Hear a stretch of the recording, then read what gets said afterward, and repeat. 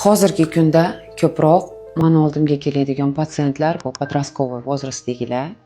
Men tushuntirib o'taman, nima sababdan yuzga husnbuzarlik, ya'niki ugri, закрытый komedonlar chiqadi. Bu noto'g'ri ovqatlanishdan kelib chiqadi hamma narsa.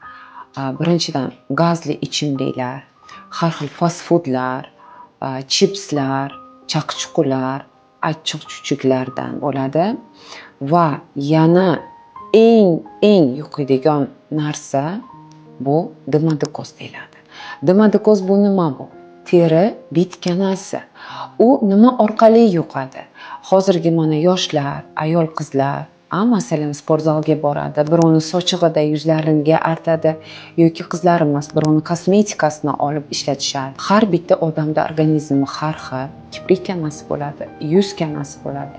Shuning uchun sizlarga maslahatim, birovni sochig'ida artmanglar, birovni kosmetikasini ishlatmanglar va makiyajli yuz bilan uxlamanglar va navlashkalarini ham doim yuvinglar.